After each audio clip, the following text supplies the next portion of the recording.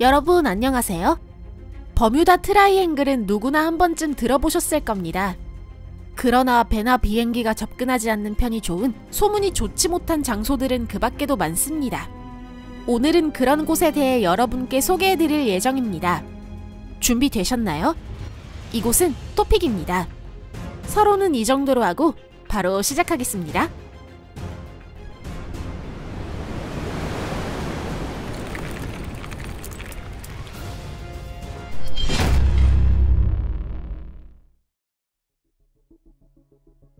미시간호 삼각형. 미국 위스콘신주 매니토윅, 미시간주 라덴턴, 벤턴 하버 사이의 수수께끼 같은 미시간 트라이앵글이 자리하고 있습니다. 이곳에 있는 동명의 호수에는 항공기나 선박의 소식이 끊기는 사례가 늘어난 지역이 있다고 합니다. 또한 이곳에서는 미확인 비행물체나 수중물체도 목격되고 있습니다. 미시간 호수의 이 일각을 자세히 살펴보세요. 그 슬픈 소문은 1679년 범선 르 그리포노가 항행 중 호련히 사라진 데서부터 시작됩니다.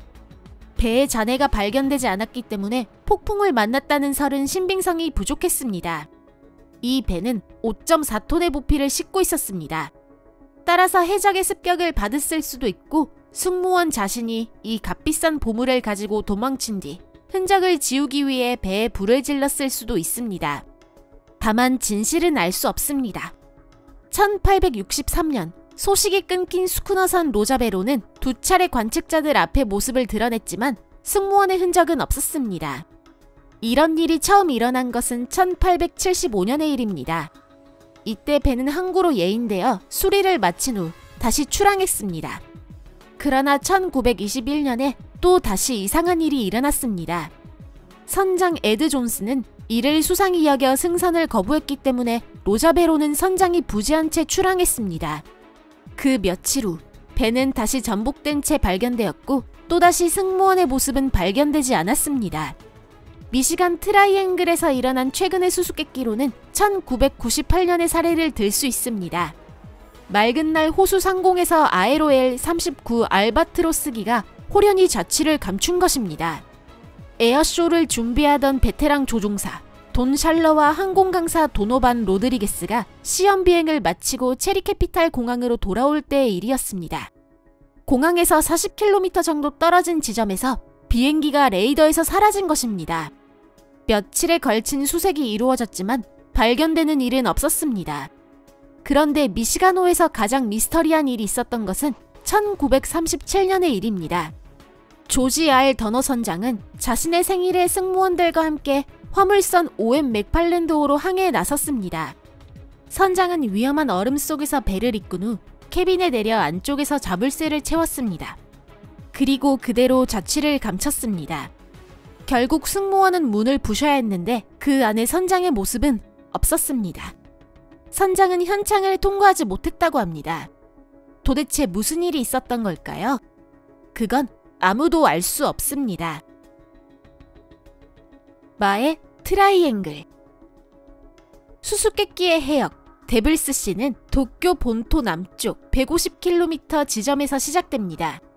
이 해역은 유명한 버뮤다 트라이앵글에 빗대어 마의 트라이앵글이라고도 불립니다. 단 이 트라이앵글을 그리는 방법은 다양하며 때때로 삼각형과는 비슷한 듯 닮지 않는 모양을 하고 있는 경우도 있습니다. 데블스시는 도쿄 본토에서 이오지마까지의 장거리 안에 있는 3개의 다른 해역을 가리키고 있습니다. 태평양의 이 일각이 비정상적일 정도로 위험하다는 이야기는 1949년부터 1953년까지 이 해역에서 9척의 배가 소식이 끊기면서 생겨났습니다. 센세이션을 좋아하는 사람들은 이 사건이 특수 자기장과 관련이 있다고 생각했습니다. 즉, 버뮤다의 이상현상 등 다른 비슷한 영역과 같은 일이 일어나고 있다는 것입니다. 그러나 버뮤다 트라이앵글 연구로 유명한 네리쿠슈의 말에 따르면 장비가 부실한 어선이 실종되는 것은 전혀 이상한 일이 아니라고 합니다. 다만 조사선, 제호 해양원의 사고는 주목을 받았습니다. 초상 현상을 좋아하는 사람들의 말에 따르면 이 배는 데블스시에서 발생한 이상을 조사하러 갔다가 실종됐다고 합니다. 실제로는 이 배는 1952년 묘진쇼라는 해저 화산을 조사하기 위해 출항했다가 폭발한 것으로 알려져 있습니다. 다만 배 대형 사고의 원인은 갑작스러운 분화로 유발된 폭발이라는 것이 나중에 밝혀졌습니다. 이후 묘진쇼 반경 15km 범위는 위험구역으로 여겨지며 선박이 출입하는 일은 사라졌다고 합니다. 타이타닉호 침몰 현장. 북대서양에는 세계에서 가장 유명한 난파선 침몰 현장이 있습니다. 그것은 1912년에 바로 그 타이타닉호가 빙산과 충돌한 지점입니다. 이곳은 원래부터 위험한 곳입니다.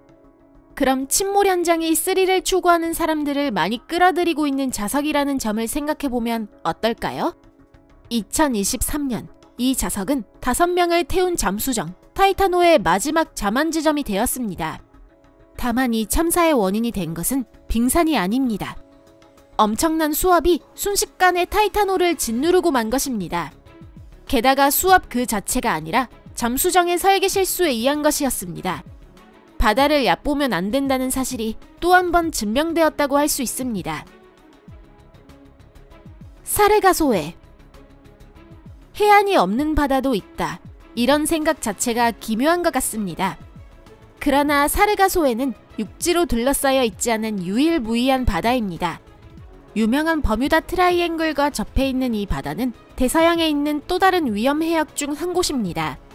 이 거대한 소용돌이는 4개의 강한 해류에 둘러싸여 있으며 해저의 깊이는 7km에 달합니다. 특히 그 크리스토퍼 콜럼버스조차도 두려워했다는 해조 사르가슴 군생을 생각하면 항해하기에는 위험한 곳이라고 할 수 있습니다. 그는 해초에 사로잡히는 것을 두려워하며 이 해역에 바람이 없는 것에 탄식했다고 합니다. 두려워하는 것도 당연합니다. 해초는 정말 위험할 수 있기 때문입니다. 1969년 선데이 타임스가 주최한 세계 일주 요트 레이스 골든 그로브 레이스에 참가했던 영국의 기업인 도널드 크로워스트의 요트가 그 그물에 걸렸습니다.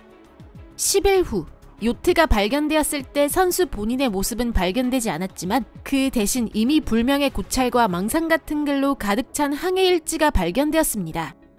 한편 견습 선원 엘리샤 톰스는 운 좋게도 이곳에서 탈출할 수 있었습니다. 1900년 그는 화물선 제이지 노우드호의 승무원으로서 유일하게 거센 폭풍 속에서 살아남았습니다. 배가 사르가소해 해조에 얽혔을 때 엘리샤는 무사히 남아있던 소형 보트에 옮겨 타고 우연히 지나가던 배에 도착할 수 있었습니다. 이 예기치 못한 사건에 조우하고 있을 때 그는 많은 난파선을 목격했습니다. 그 중에는 SS 시티 오브 보스턴호의 모습도 있었다고 합니다. 베스해 옆 트라이앵글. 호주와 태즈메이니아 섬을 가르는 베스해 옆. 이곳은 예로부터 앞형이 따라다니는 곳입니다. 그러나 1978년에 일어난 한 일이 계기가 되어 베스해 옆 삼각대라는 신비로운 이야기가 떠돌게 되었습니다. 10월 22일 세스나기 181L로 훈련 비행 중이던 조종사 프레데릭 발렌틱으로부터 다른 비행기에 추적당하고 있다는 보고가 있었습니다. 잠시 후 그는 이렇게 덧붙였습니다. 그것은 비행기가 아니라고 말이죠. 관제사가 무선으로 마지막으로 들은 것은 긁는 듯한 날카로운 금속음이었습니다. 그 후 발렌틱과의 통신은 끊겼고 수색은 결실 없이 종료되었습니다. 이 사건은 미스터리 팬들의 주목을 끌었습니다. 베스해 옆이 유럽인들에게 발견된 이후 이곳에서는 수백 척의 배가 난파되고 수십 척이 흔적도 없이 사라졌다고 합니다. 또한 이 해협의 발견도 수수께끼에 쌓여 있습니다. 1797년에는 이곳에서 시드니 코브호가 난파했고 이를 수색하던 슬루프선 일라이자호도 호련히 좌치를 감췄습니다. 배가 난파했을 때 승무원 일부는 도움을 요청하러 육지를 횡단했습니다. 가는 길 내내 그들은 공격적인 원주민과 평화적인 원주민과의 조우 등 많은 모험을 경험했고 호주에서 두 번째로 매장량이 많은 석탄 산지를 발견하기도 했습니다. 책의 플로스로서는 최고 아닐까요? 그런데 1920년에도 똑같은 그러나 더 비극적인 사건이 있었습니다. 이 수역에서 SS 아멜리아 제이호의 소식이 끊긴 것입니다. 또 이 배를 수색한 HMAS 소즈만호도 실종됐습니다. 하지만 여기서 끝이 아닙니다. 구조 작업 중에는 추가로 SS 서던 크로스호, 군용선 에어코 DH9A호 등 두 척도 사라졌습니다. 믿을 수가 없네요. 엘리호의 배무덤. 수면은 연못처럼 잔잔해도 순식간에 큰 파도가 차례차례 배를 덮칠 수 있습니다. 엘리오에서는 이런 예측 불가능한 사태가 500척에서 2000척의 난파선을 만들어내고 있습니다. 세계 어느 곳보다 침몰선이 많고 과학자들은 심지어 그 수가 버뮤다 트라이앵글을 웃돈다고 생각하고 있습니다. 지금까지 227척의 침몰선이 발견되었으며 북미의 이 한핵은 많은 전문가, 심지어 나사에까지 주목을 받았습니다. 여기서 가장 오래된 난파선은 스쿠너선 레이크 서펜트호입니다. 이 배는 1829년 캐디즈 섬에서 석회암 광상을 발견하고 그곳에서의 채굴물을 싣고 클린블랜드로 가던 중 소식이 끊겼습니다. 조사 다이버들에 의해 사고 현장이 발견된 것은 2018년이 되어서입니다. 그리고 이것은 선창의 바위 모양마저 사연이 있는 흥미로운 이야기가 되었습니다. 발견된 배는 가공되지 않는 조약돌을 운반하고 있었는데 그럴 가능성이 있는 것은 채굴 시설을 갖춘 석잘장에서 잘라낸 석회암 블록을 운반하는 후세의 배가 아니라 레이크 서펜트호 뿐입니다. 여러분은 과학자들의 이러한 판단에 대해 어떻게 생각하시나요? 코리브리컨의 와조. 코리브리컨만은 격자무늬 스톨 가마솥을 의미하는 독특한 해역입니다. 전설에 따르면 겨울 여신은 이 장소에서 자신이 아끼는 스톨을 씻었다고 합니다. 이곳이 얼마나 거친 곳인지 이제 아시겠나요? 너무 거칠어서 만 내에는 세계에서 세 번째로 큰 와조가 있고 근처에서는 유명한 작가 조지 오웰을 태운 배가 난파되기도 했습니다. 오웰은 무사히 살아났지만 만약 그렇지 않았다면 이 작가의 작품을 전 세계가 보는 일은 없었을 것입니다. 마리즈버그의 소용돌이. 온타리오 호수의 마리즈버그 와조에서는 약 500척의 배와 40대의 비행기가 실종된 것으로 알려져 있습니다. 그리고 이 실종 사건들 중에 정말 미스터리한 이야기가 있습니다. 예를 들어 1889년 선단으로 호수를 이동하던 스쿠너선 바바리아호 이야기가 그렇습니다. 이 배는 로프로 앞쪽 호퍼선과 연결되어 있었습니다. 갑자기 강풍이 몰아치면서 바바리아호가 옆 배를 들이받았고 밧줄이 떨어져 버렸습니다. 바바리아호의 호퍼선이 도착했을 때 배에는 아무도 없었고 남겨진 것은 오븐에 담긴 빵 트레이뿐이었습니다. 이러한 이야기를 포함해 온타리오 호수는 다이버나 기타 애호가들을 끌어들이고 있습니다. 재밌게도 그들이 수색을 시작한 것은 해안이 아니라 아카이브 자료였습니다. 오래된 신문 파일을 훑어본 조사원들은 마리즈버그 소용돌이에서 일어난 난파에 관한 기술을 270건 발견했습니다. 이러한 발견이 있기 때문에 수사에 집중할 수 있게 된 셈입니다. 또한 역사적으로는 가장 최근에 이곳에서 이상한 사태를 목격한 사람이 있습니다. 그 사람은 마리즈버그 소용돌이의 힘을 깨닫게 되었다고 합니다. 1975년 아마추어 조종사 론 스콧은 자신이 소유한 세스나 272기로 온타리오 호수의 잔잔한 수면 위를 비행하고 있었습니다. 하늘은 맑았습니다. 그런데 갑자기 비행기 날개가 마치 눈에 보이지 않는 거인에게 붙잡혔습니다. 그는 10초간 조종불능에 빠졌습니다. 그 후 이 거인은 다른 쪽 날개를 잡았기 때문에 또다시 론은 매우 무서운 시간을 보내야만 했습니다. 다행히 조종사는 탈출에 성공하여 기체를 착륙시키고 사태를 무사히 수습할 수 있었습니다. 이것으로 오늘의 영상은 끝입니다.